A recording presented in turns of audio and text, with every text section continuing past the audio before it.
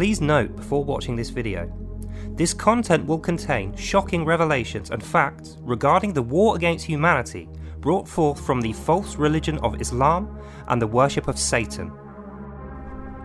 I'm your host, WLID, and today I would like to present to you the next episode of Without Lies, Islam Dies. Today we're going to be reading through the evil doctrines of Islam, the Qur'an of the Muslims, verse by verse, analysing and breaking it down into English factual statements so that we can understand who or what is Allah and what does He intend for us as non-believers in our lives today.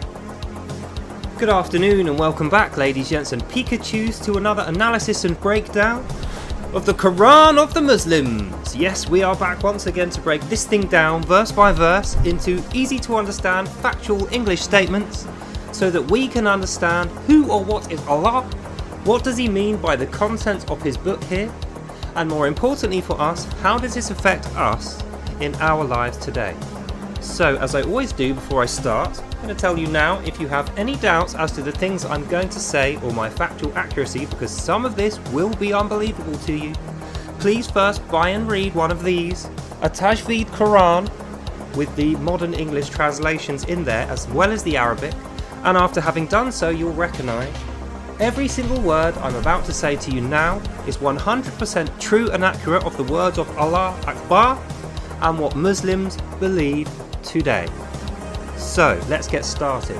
If you've been watching the series and you watched the last one, you'll remember we started afresh with a new version of the Quran, since I was heavily criticised by many Muslims for using incorrect versions of the Quran and doing a poor translation. The original one I used was in Arabic. So in order to conclusively prove this to be a falsity, a lie against me and the cause of peace, I have started the series again with the Tajweed Quran, the one they suggested. And we got as far as the Al-Fatiha opening chapter, the prayer to Allah, in which Muslims pray to Allah to remove their free will, set them forth on the straight way from where they are in life now to the day of judgment, Judgment Day, in which they will suffer their latter death, their second death, and then they will be judged and either go to the paradise and get their holy virgins, or they will die forever in fire, along with the infidels, Christians, Jews, and everybody else. So, let's carry on where we left off. We're going to start reading Al-Baqarah, which means the cow or the heifer, and this is the longest and most important surah, as you'll remember if you watched any of my other videos, and it gives a good introduction to the value system which drives Islam as a whole. So, let's get started. This is what the page looks like, so that you cannot accuse me of mistranslating it or misreading it. Now I'm going to read it to you, then we're going to break it down. Al-Baqarah. In the name of Allah, most gracious, most merciful. Alif Lam. This is the book, in its guidance sure and without doubt to those who fear God, who believe that in the unseen, are steadfast in their prayer, and spend out of what we have provided for them, and who believe in the revelation sent down to thee, and sent before thy time, and in their hearts have assurance of the hereafter. They are on true guidance from their Lord, and it is they who will prosper. End of verse, end of reading. So, we went through the first 5 verses there. There's a lot more, but I think we need to break these down before we go any further. Sorry, I've got too much rubbish on my table. So they start off with Alif Lam. Now this doesn't mean anything. That's the reason why it's not translated into English. Alif Lam is like speaking in tongues. It doesn't have words that it translates to. It doesn't have a set meaning. However, I am told in good faith by many Muslims who gave me this book to read that this is actually a prayer to Allah. This is their way of showing fealty and loyalty to the words of Allah before they read it. It's like a cleansing prayer, even though it doesn't mean anything specifically. So then we move on to verse 2. This is the book, in its guidance, sure and without doubt, to those who fear God. So you might read this and think, well, that doesn't sound too bad at all. But what you've got to keep in mind is, before we got to this, in the last one, let me remind you, on the very first page, it says, In the name of Allah, most gracious, most merciful, we have without doubt sent down this message. So we went through in the last episode how we have sent down. That indicates Allah's angels are speaking to the guy who recorded this first. And the way that was done is through vocal tradition. So Allah's angels are vocally speaking to the person who received that revelation from them. They didn't see or speak to Allah personally. It was his angels. And they spoke to one chap on the ground who was illiterate, Prophet Muhammad. And then Prophet Muhammad relayed this message onto someone else who wrote it down in original Arabic in a manuscript. So that's how it came about. Now, if we flick forward to verse 2 of Al-Baqarah, it clearly says this is the book. So straight away we know, even though the next bit's going to say it in its guidance is sure and without doubt, how can we be sure and without doubt that this is true when it says this is the book? And we know, because we just read it on the previous 2 pages, when this message was originally transmitted from Allah's angels to Muhammad, it wasn't in book form. Books weren't a thing back then in Arabic culture. Some cultures did have books, i.e. Hebrew cultures had the Torah and the Tanakh. They had the Talmud, were a book they were writing, and actually Christianity had the book of their scripture, the Holy Bible. But at this time, Arabic nations did not have any books. What they did is they wrote parchments with specific manuscripts on them, and they weren't bound together with a cover and a binder in a book form. So we know this is the book is incorrect factually. In its guidance, sure and without doubt, is also wrong factually, because the fact that it's saying there was a book there when there never was puts doubt into this. And then it says, to those who fear God. Now, in Arabic countries, when they say God, they don't say God, they say Allah. Allah means God in Arabic countries, in the Arabic language. But it's very interesting that this happens, because I have another copy of the Qur'an here, one of the bad, translations of the Qur'an, and I feel like we'll learn a lot if we compare the two just before we carry on. So, Al-Baqarah verse 2. In this book, this is the book, in its guidance sure and without doubt, to those who fear Allah. Now, I was told by the chap that recommended this to me, a Muslim that lives locally, this is word for word perfect translations of Allah's original revelation to Muhammad. This is the one I should use. And it says in here, in fact I'll show you the page, because I know Muslims are going to argue with this like they always do. See that? This is the book, in its guidance, sure without doubt, to those who fear Allah. There. So in that one they use the word Allah, but in this one they use the word God. Now the reason for that, I think, is in the Arabic language and in Arabic countries, they have what's called an apostasy law. What that means is, if you worship any god, you have to call that god Allah when you make the worship, when you pray. So if you're a Christian and you go to Saudi Arabia and you're worshipping Jesus, you're not allowed to worship Jesus by calling him Christ or Lord or Jesus. That will end very badly for you. You'll probably have your arms and your feet cut off. You will receive lashes, and then you will be beheaded if you keep reoffending. So it's a criminal offence in these countries for you to worship your God. Unless you call your God Allah. So that is why now Allah and God are synonymous terms within the Islamic culture in Arabic countries.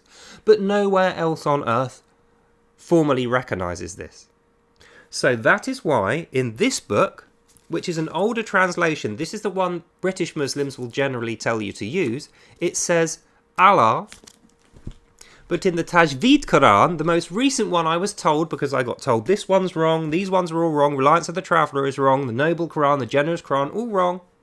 This is the one that's right. Verse 2 says, this is the book in its guidance, sure and without doubt, to those who fear God.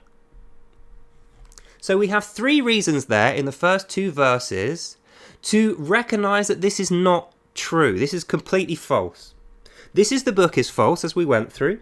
In its guidance, sure and without doubt is false, because there is definite doubt in there. We're not sure about it at all. And it says to those who fear God, whereas most people that fear God, who believe in other religions, will not recognise this as sure and true. And they don't believe that this is the book. So, we move on. Number 3. Who believe in the unseen, are steadfast in prayer, and spend out of what we have provided for them. Now, who believe in the unseen is a way of saying if you believe in spirits, if you believe in the Spirit of God, if you believe in angels, if you believe in heaven and hell and the forces of unseen spirituality, that's what this is referring to. So it's like another prayer, if you like. What this is saying is, Alif Lam is saying this is true if you're a Muslim and you will believe this to be factual. This is the book, i.e. it's more important than any other book, and this is the book that Allah gave you, despite the fact that we know it is not. In its guidance, sure without doubt to those who fear God, who believe in the unseen and are steadfast in prayer, i.e. that do Al-Fatiha, because you have to say Al-Fatiha every time you pray if you're a Muslim. And you spend out of what we have provided for them. Now, we went through before how when it says we, it's referring to Allah's angels. So I think it's worth just picking up on the little details here. When they're saying what we have provided, in the original page, the first 2 pages of this book, Allah is the provider, and it says, whose aid we seek, whose aid we... hang on, let's just refer back to it, so I can't remember the exact wording. Master of the day of judgment, thee do we worship, and thine's aid do we seek. So in the first page, in Al-Fatiha, they are seeking Allah personally, giving them aid when they want the straight path so that they don't get the portion of wrath. Now, in order for you to believe this, you have to say, we believe in the revelation and the prayer, and you spend out of what we provide for you. So it's not Allah that's doing the provisioning, it's we.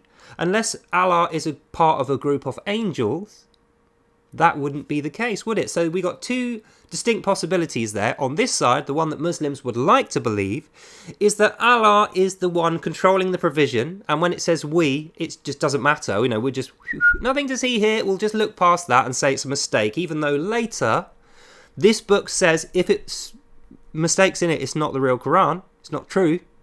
And the fact that it is the real Qur'an means there are no mistakes in it, or somebody would have found them. That's what this book is going to tell us in about 2 weeks, 3 weeks' time.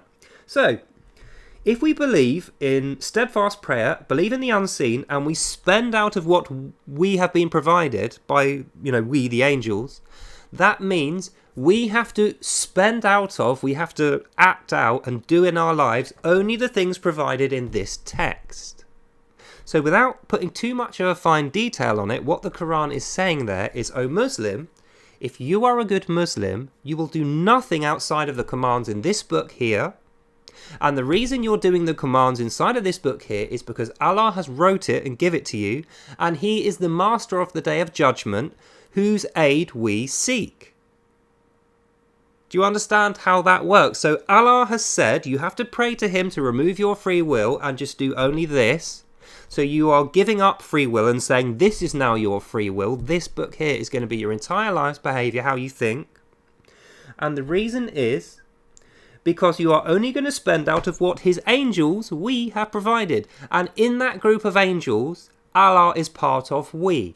So even though they have a go at Christianity for having a Trinity, which is 3 elements of one God, we have provided indicates either that Allah is a similar entity who has split off elements, isn't a unified whole like the Trinity because He doesn't claim that, or He is equal to these other angels. So He is just one of a group of angels and is in fact not the God of creation that He claims to be.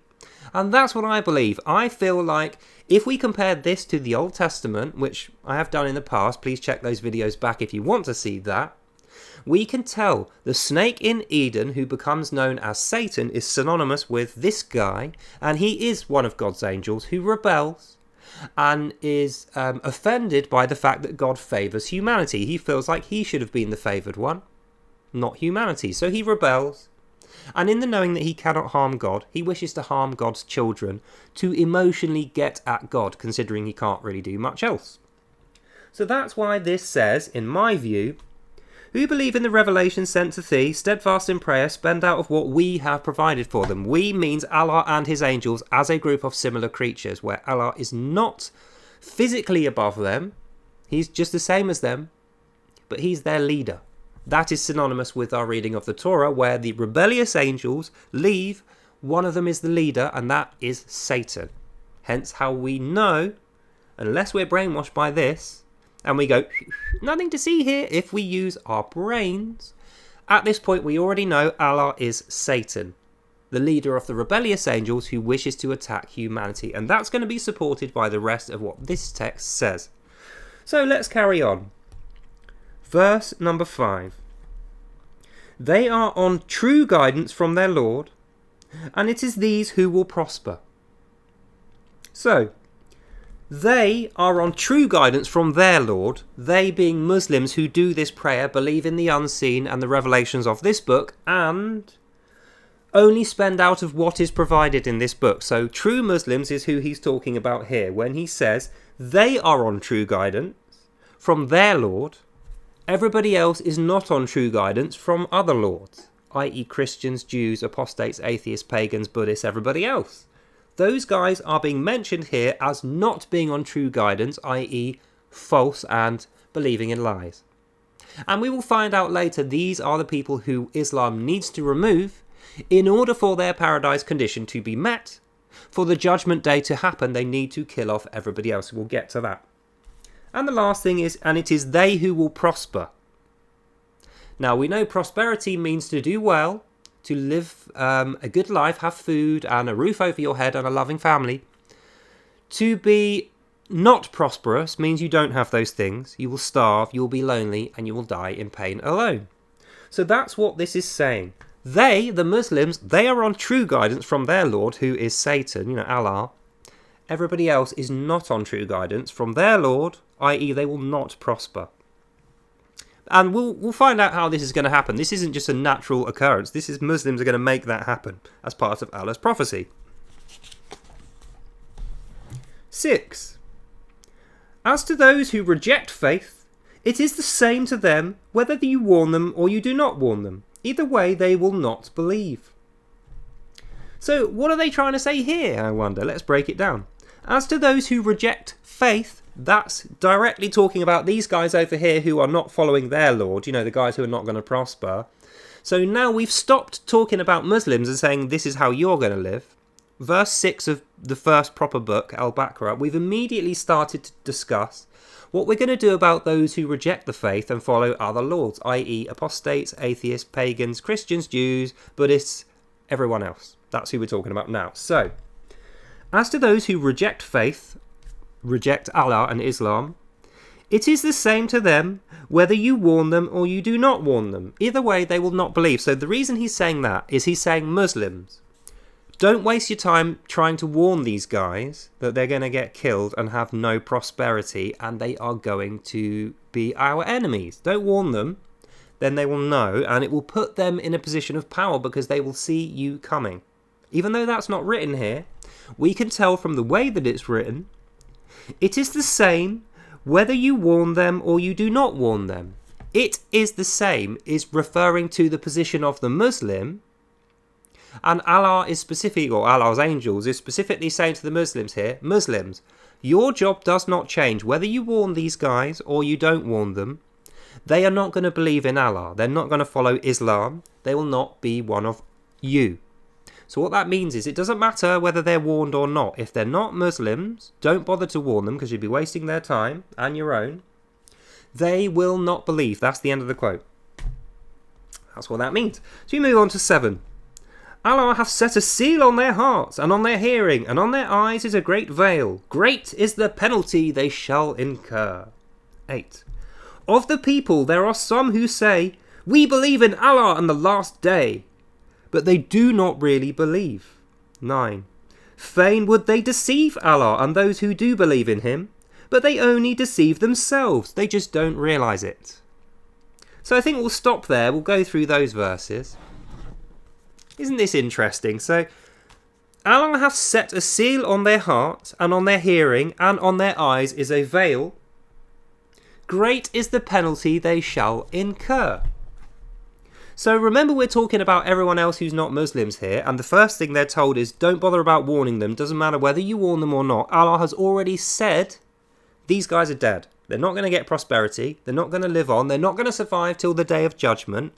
Getting rid of them is how we're going to reach the day of judgment. So that's what he's talking about here when he says Allah hath set a seal on their hearts, because remember, this is removal of free will. So if you have a seal set upon your heart, it means you can't control what you love and what you hate. If Allah has set the seal on your heart, it means the reason why you are not Islamic isn't because of you. It's not because of the Muslims. It's because Allah has set a seal on your heart. Allah is controlling your heart and your mind through this. That's what they're telling Muslims. So we know. Muslims believe, A, everyone who isn't already a Muslim believing in Allah and observing Qur'an morality is bad, wrong and evil and shall be killed.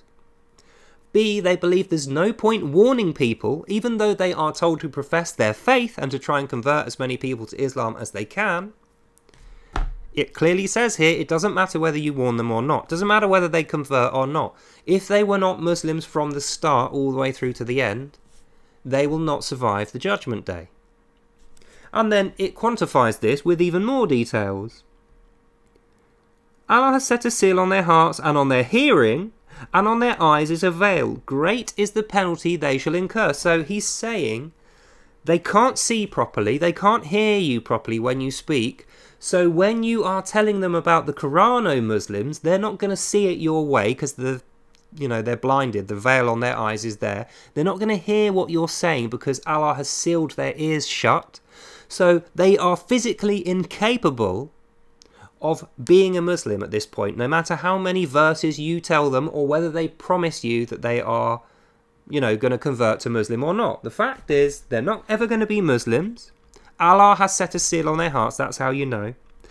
And great is the penalty they will incur. And the great penalty they're talking about here, applied to everyone else who is not born and living as a Muslim, is the latter end, i.e. they're going to be killed in life to get to the judgment day. Then during that day of judgment, Allah is going to kill them a second time and send them to his evil fire to burn forever.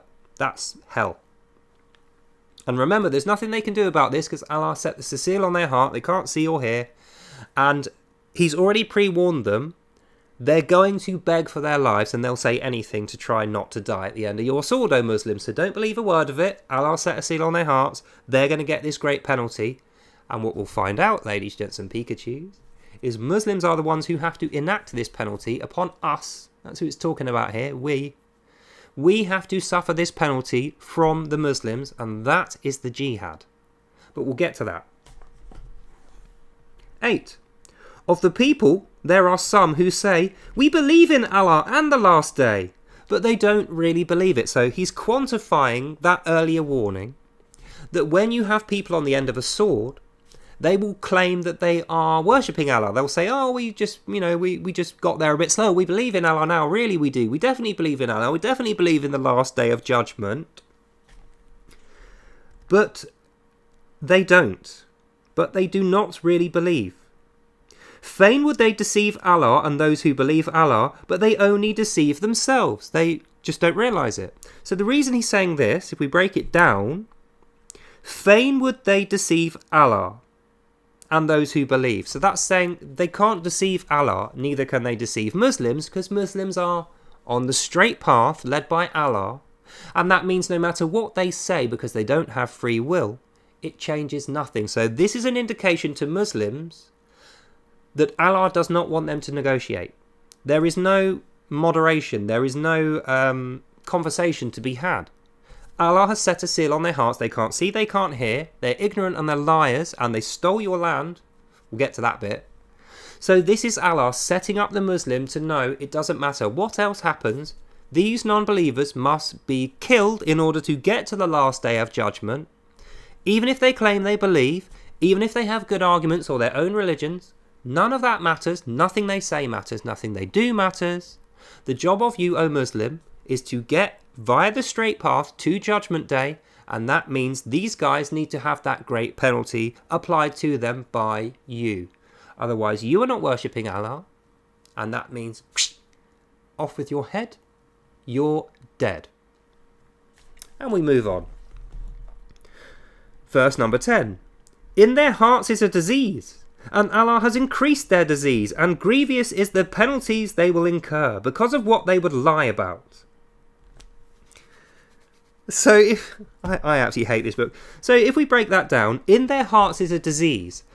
They can never release that disease because remember, Allah has set a seal on their heart. So what this is telling us is when Allah created everyone at the beginning of time, He created some people to be Muslims. They're the good ones who always believe in Him, always observe His Qur'an and do the straight path. You know, they all do the same straight path. There's no free will, no choice. They don't have a say in things. And then everyone else He created to be bad, set a seal on their hearts. And within the seal that He's put on their hearts is this disease. And that is what I referred to in my older videos as Allah disease. So when the Muslims were commenting, going, Daily Corvid, you're such a liar. It never says anything about Allah disease. Allah doesn't have a disease. We know that is wrong because we can see right there. You see number 10 there? In their hearts is a disease, and Allah has increased their disease, and grievous is the penalty they will incur because of what they would lie. Hence we know Allah disease is in the Quran, and it's also in all of these ones.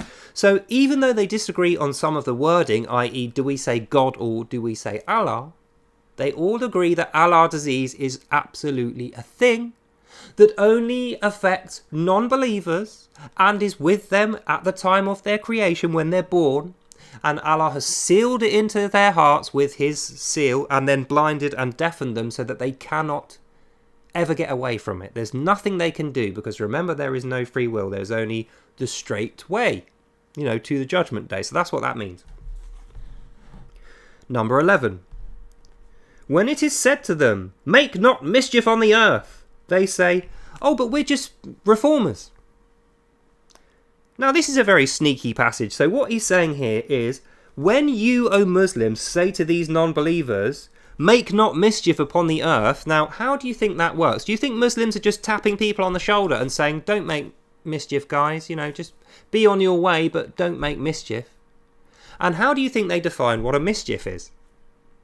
Well, we know a mischief in this book, i.e. in the life of every single Muslim who believes in this book, who calls themselves Islamic, mischief is what you call it when people are not observing Quranic morality, they're not following the commandments of Allah in this book, and they are doing things which are not halal, i.e. they are recording and listening to music, they are dancing, they are not wearing a veil or the letterbox thing.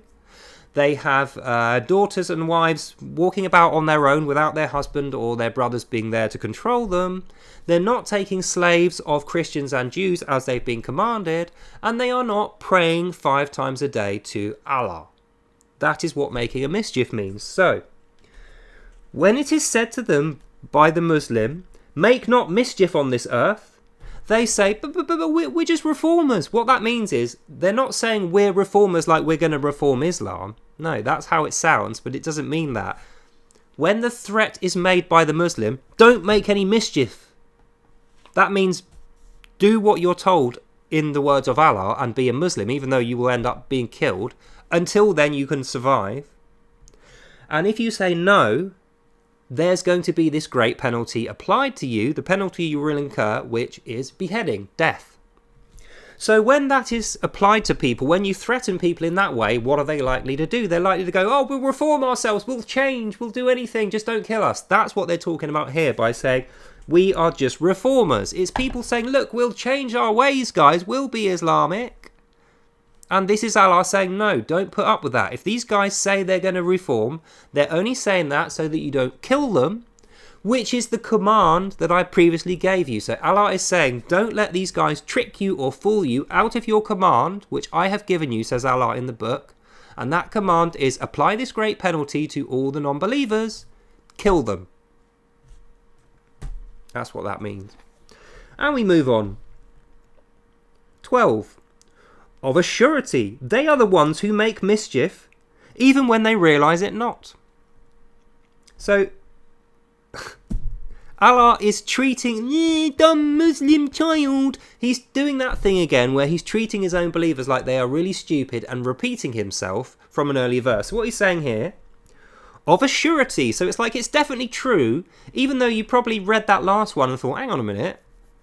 So what's the point in talk then? If everyone's brainwashed by Allah, we're all on this straight way, and you've set a seal on their hearts, why are they bothering to deny it?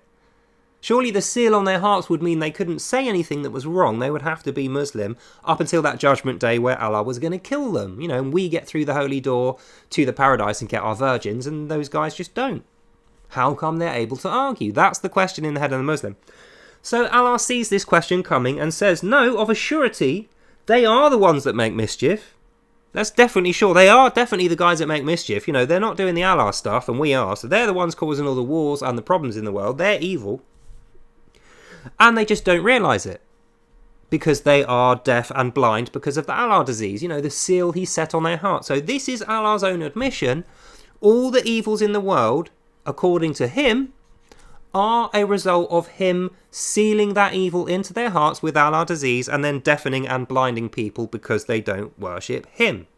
So he is saying here indirectly, between the lines, I am responsible for all the good and I give it to the people who worship me, O Muslims, that's you. And all the people who don't worship me, I knew they weren't going to worship me, so I created them bad. Then I set a seal on them so they can never be healed from it. They're always going to be evil and bad and they're always going to die. And if they claim anything else to you in a conversation or they try to moderate or mediate with you, do not listen, O Muslim. Your job is one thing. Get rid of these guys. Straight path, day of judgment, holy virgins. So says Allah in the book. That's what that means. And then we reach the last 3 verses. We're going to do these bit by bit because it's a bit longer. Verse 13. When it is said to them, believe as the others believe, they say, shall we believe as fools believe? Nay, of a surety they are the fools, but they do not know it. When they meet those who believe, they say, we believe, we really do. But when they are alone with their evil ones, they say, no, we are with you guys. We're only jesting about being a Muslim. Allah will throw back their mockery upon their heads and give them the ropes of their trespasses. So they will wander like blind animals to and fro. Those are the ones who have bartered guidance for error, and their trade is made profitless as they have lost the true guidance.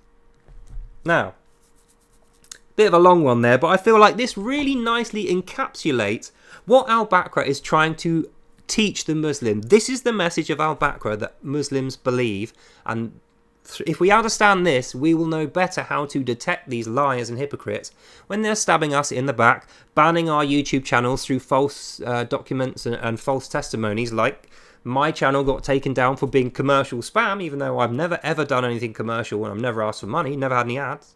That is what they're describing here. They're doing that for Allah. So even though we think it's immoral and it's lies and it's horrible, why would you do that to someone? Allah's commanded them to do it. They're on the straight path. And they know that if they don't do it, Allah's going to punish them with the portion of wrath. And whether they do it or not, doesn't matter. I'm going to end up the same way because my heart is sealed by Allah. And the only reason they're doing it, they're not doing it personally against me. They're doing it because Allah has told them to. Allah has told them that this is going to happen anyway. And the whole point in him letting it happen, instead of just getting to the end game immediately, Allah has let things play out so that Muslims can prove and demonstrate to him their loyalty and love for Allah as their God and Lord. That's what this is saying. When it is said to them by Muslims, believe as we believe, they say, shall we believe as fools believe? So this is telling the Muslims, when you approach someone and you say, damn it, you have to believe in Islam, they might say, I don't believe that, it's foolish. So they're going to remonstrate against you. They're not going to accept Islam. When you're not threatening them with death, they're going to say, no, why would I believe in Islam? It's foolish, it's stupid, I don't like it, it's not true. That's what this is talking about. Then the answer to that is, no. Of a surety, they are fools. So even though they're saying Islam is foolish, no, Allah's telling you, they're foolish for saying that. You're the smart guys, Muslims, they're fools for saying that. But they do not know. So they're fools for disagreeing with you because you're going to end up killing them now. And they just don't realise that they could live out the rest of their lives until Judgment Day as Muslims if they accepted it. But they don't get it. They don't realise you're going to kill them for saying no, or some other Muslim is going to come up and kill them. That's what this is saying. And then we get to the last couple of verses. When they meet those who believe, they say, "We believe, truly we do." But when they are alone with their evil ones means not Muslims, you know, the guy's going to incur the great punishment who we're going to kill. When they are alone with their evil ones, they say, "We were really with you. We're only jesting. We're only lying to those guys about being Muslims. We're just telling them that so they didn't try and kill us. We're actually Jews, Muslims, Buddhists, apostates, pagans, atheists, anything else." Allah will throw back their mockery on them and give them rope in their trespasses. Now, we know what that means. If you give someone rope, it's so that they can hang themselves on it. You know, give them enough rope to hang themselves is a more modern version of that. And the reason Allah is saying this, he's saying, those guys trying to barter with you for time, lying to you, or refusing to take on Allah when you command them to, that is them trespassing.